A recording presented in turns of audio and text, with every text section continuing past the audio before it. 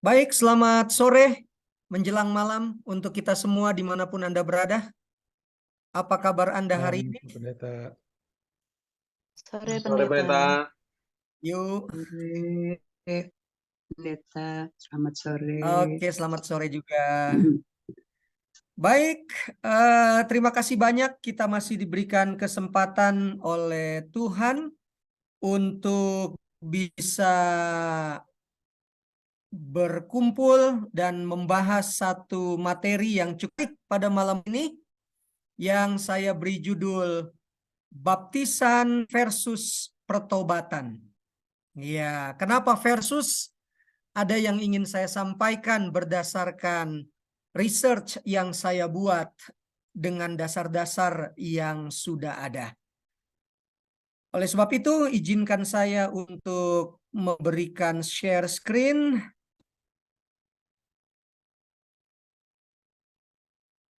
Oke, apakah sudah terlihat?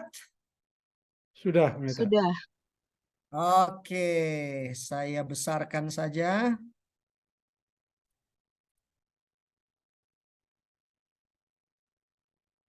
Ya, oke, sudah semakin jelas terlihat? Jelas. Sudah ya? Oke.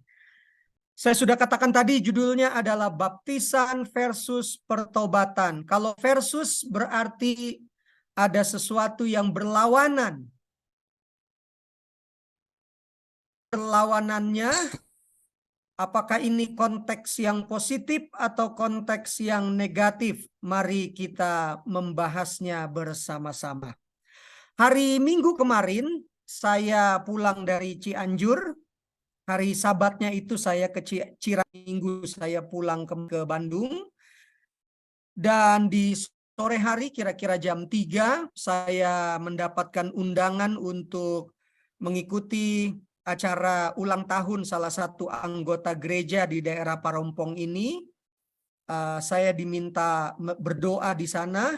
Lalu setelah kami acara ibadah pendek, setelah itu kami makan. Pada waktu acara makan, ada dua pertanyaan yang cukup menarik perhatian saya.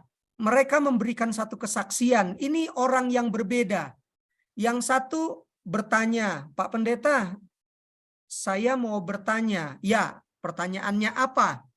Lalu dia bertanya kepada saya, apakah baptisan menghapuskan dosa? Saya senyum, lalu saya katakan, boleh dijelas Pendeta, apakah seseorang dibaptis itu sudah menghapus dosa? Belum selesai saya berpikir untuk menjawab, seorang lagi bertanya. Saya juga mau tanya Pak Pendeta.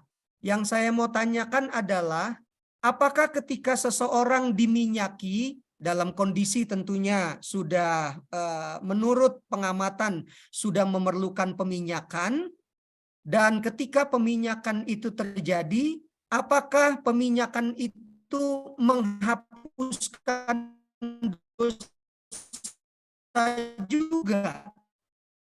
Waduh, ini dua pertanyaan yang prinsip dasarnya sama, tetapi dua versi yang berbeda. Oleh sebab itu, jawab pertanyaan orang tersebut, apakah tindakan baptisan menghapus dosa? Mari kita lihat satu persatu. Kita mulai dari Yesaya 40 ayat 3. Yesaya 40 ayat 3 adalah tulisan daripada Nabi Yesaya. Yesaya menuliskan, ada suara yang berseru-seru, persiapkanlah di padang gurun jalan untuk Tuhan. Luruskanlah di padang belantara jalan raya bagi Allah kita. Yesaya 40 ayat 3 dituliskan ratusan tahun sebelum Yesus lahir. Atau saya boleh katakan jauh sebelum perjanjian baru. Yesaya 40 bercerita tentang akan datang seorang penyelamat yang didahului dengan seseorang yang akan membuka jalan di padang belantara. Orang itulah yang akan berseru-seru mendahului kedatangan penyelamat itu. Bapak Ibu pernah lihat di jalan raya ada ambulans, lalu biasanya ada Gojek atau polisi atau siapa saja yang mendahului ambulans tersebut. Orang-orang itu seperti membuka jalan, memberi jalan supaya ambulan berjalan dengan lancar. Pertanyaannya, siapakah pembuka jalan itu? Dia adalah Yohanes Pembaptis. Kata Yohanes dalam bahasa Yunaninya Ioannes. Itu adalah helenisasi dari nama Ibrani Yohanan atau Yehokanan yang artinya Yehova pengasih, Allah pengasih, Tuhan pengasih. Itulah arti daripada Yohanes. Mengapa disebut Yohanes Pembaptis? Oleh karena Yohanes pekerjaannya adalah membaptiskan. Yang menjadi pertanyaan penting untuk awal renungan pada malam hari ini adalah, apakah benar Yohanes Pembaptis adalah orang yang dimaksud oleh Yesaya 40 ayat 3 tadi? Saya mencatat ada 3 ayat pendukung, bukti-bukti pendukung bahwa benar yang dimaksud oleh Yesaya 40 ayat 3 adalah Yohanes Pembaptis. Yang pertama kita bisa dapatkan itu dari Matius pasal 3 ayat 1 sampai 3.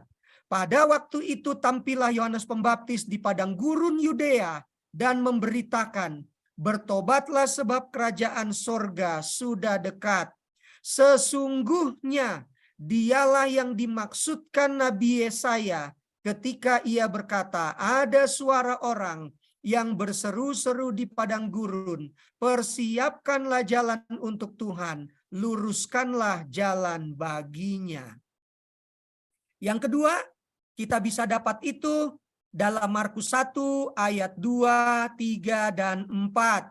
Seperti ada tertulis dalam kitab Nabi Yesaya, lihatlah aku menyuruh utusanku mendahului engkau. Ia akan mempersiapkan jalan bagimu. Ayat 3 adalah kalimat yang terdapat dalam Yesaya 40 ayat 3. Ayat 4 menyatakan, demikianlah Yohanes Pembaptis tampil di padang gurun dan menyerukan, bertobatlah dan berilah dirimu dibaptis, dan Allah mengampuni dosamu. Bukti yang ketiga adalah Yohanes. Kitab Yohanes ditulis oleh Yohanes Kekasih. Yohanes Kekasih adalah salah satu dari 12 murid Yesus. Jadi Yohanes Kekasih berbeda dengan Yohanes Pembaptis.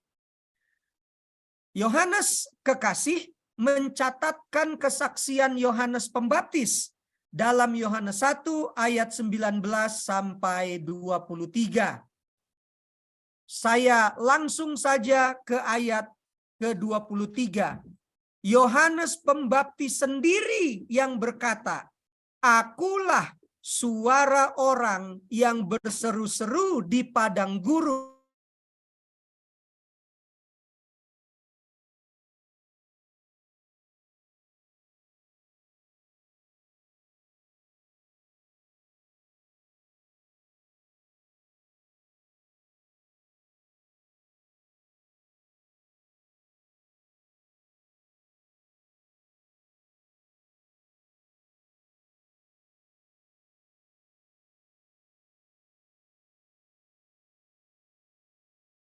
Kita mau lihat beberapa. Saya ngomong, dia ngomong. Dari laptopnya. Kita akan melihat beberapa latar belakang tentang Yohanes Pembaptis, tidak terlalu banyak cerita tentang Yohanes Pembaptis, tetapi Alkitab mengatakan Yesus sendiri yang berkata bahwa Yohanes Pembaptis lebih besar dari rasul manapun. Sekalipun demikian, itu tidak menjadi polemik. Apakah Paulus, apakah Petrus, apakah Yakobus berarti lebih kecil daripada Yohanes Pembaptis? Tentu kita tidak mempermasalahkan itu. Yohanes Pembaptis adalah anak Imam Zakaria dan Elisabet. Yohanes Pembaptis adalah saudara sepupu Yesus Kristus. Karena ibu daripada Yesus, Maria, adalah saudara dekat dengan Elisabet. Lalu Matius 3 ayat 4 memberikan satu ciri yang sangat khusus tentang Yohanes Pembaptis. Dia memakai jubah bulu unta. Dia memakai ikat pinggang kulit. Makanannya belalang dan madu hutan. Dan yang keempat, dalam Matius 14 ayat 8 dan 11, kita mendapati satu cerita yang sangat jelas di mana Raja Herodes, kalau saya tidak salah ya,